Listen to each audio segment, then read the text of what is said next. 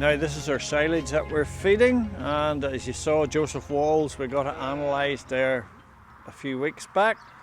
This is a nice bale here.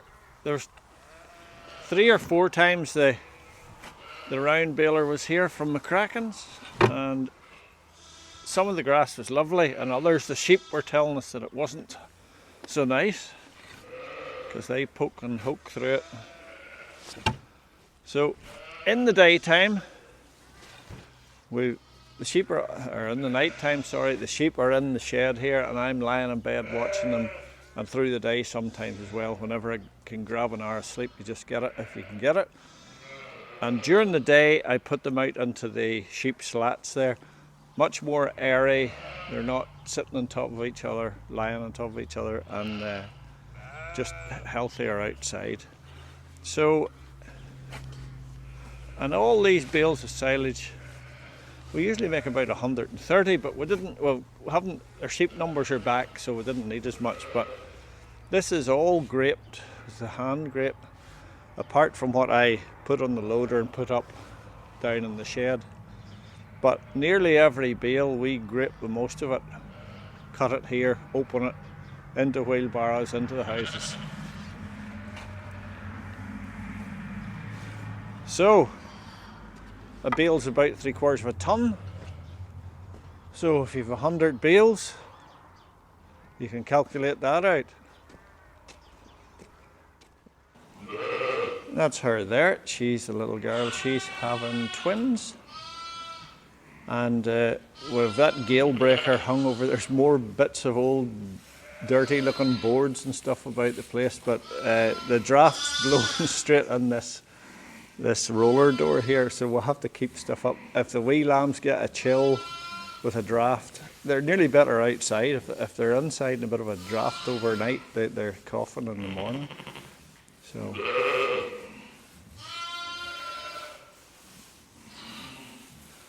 So if you're not familiar with sheep, this is how they start to lamb.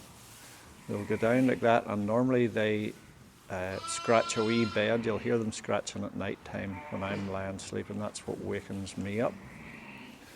And you'll see her, she's starting the pains are on her now. See her smiling at you. So that's the contractions on her. Now, some sheep, I come in the back door there, you see at the corner, and a sheep was lambing yesterday morning, and she was having triplets, and every one of them was coming backwards.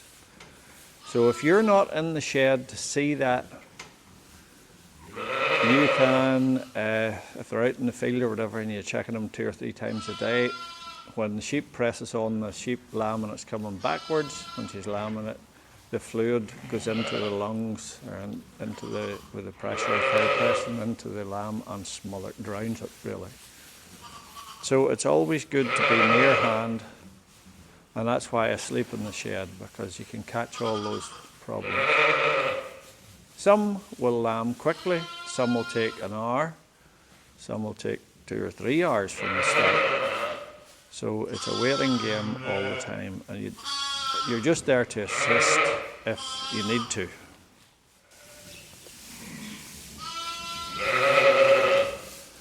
This is them lined up here, having a nibble.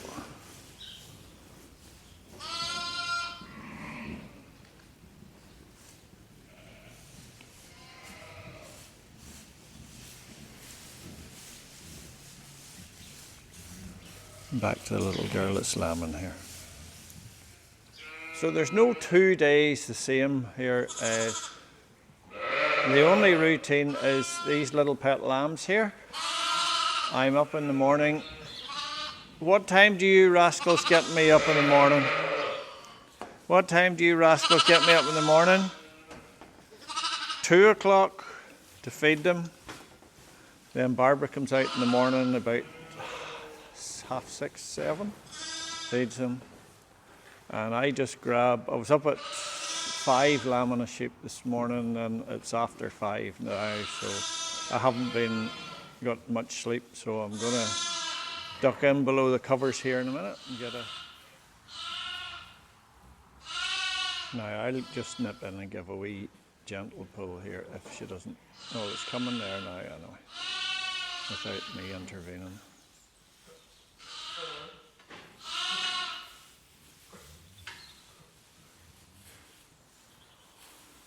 I'll jump in now because if it comes out, she catches it when she lies down.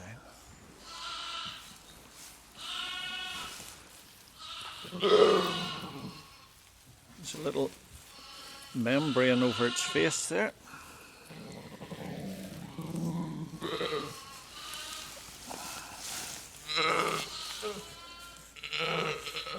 Good girl. Easy, girlies, easy.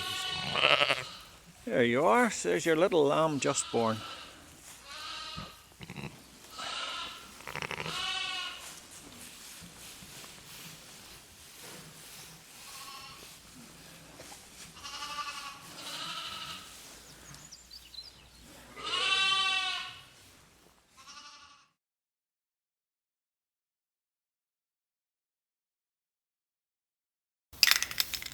Okay.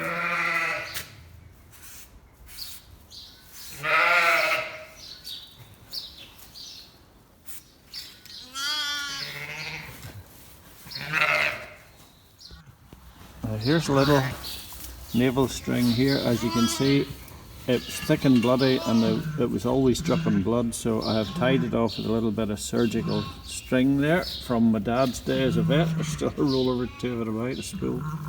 So that's it, stop bleeding now, Anna. Okay, Barbie, let's let him go.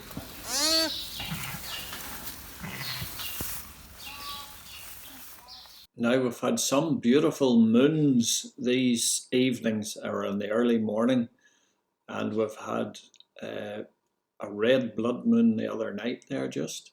But thanks to Glenn Johnson for this last photograph here, a beautiful photograph of the moon taken, and I struggled for hours experimenting, trying to get the first two shots of the moon are mine there, the red one and the first one.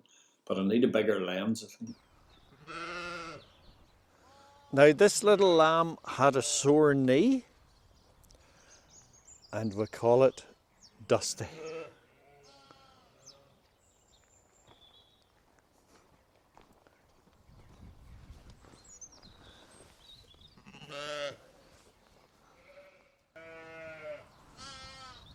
Now sheep are all little characters, a lot of them anyway, and some have characteristics that stick out more than others, and it's handy if you have a name for them so you know who you're talking about. So this girl lying in front of us here with three lambs, she was called Marjorie. Now there's a lady from Innishargy called Marjorie, and Isabel as well, Izzy, but this is Marjorie here. And this year Marjorie had three girls, so we like to keep the name in the family. So this is Marjorie, Linda, Liz and Lauren. Now the characteristics of these three lambs is that Linda on the left, she was a spoiled brat. And Liz here, she's very fond of holidays. And Lauren is great at singing. Very musical.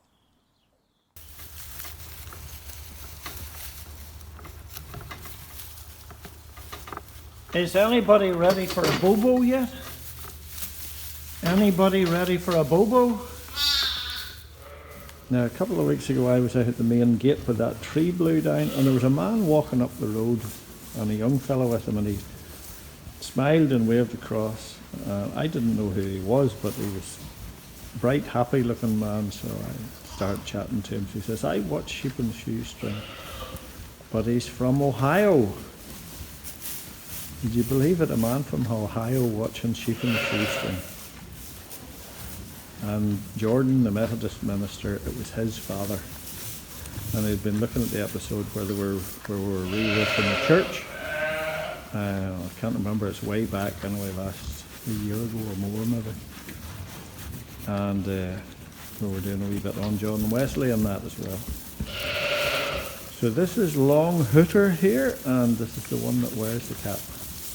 She's having twins. sometime. Now, when you see a sheep farmer in Watson's shop in Cloughie, you can tell what sort of a lambing he's had by looking at him just. So guess what sort of a lambing I have had this year? Every picture tells a story. Now the crows are nesting full on and busy here. There's about a dozen or 14 nests at the minute, so I'm going to take you up on the aeroplane here to let you see what sort of a crop of crows we're going to get this year without even getting them scanned.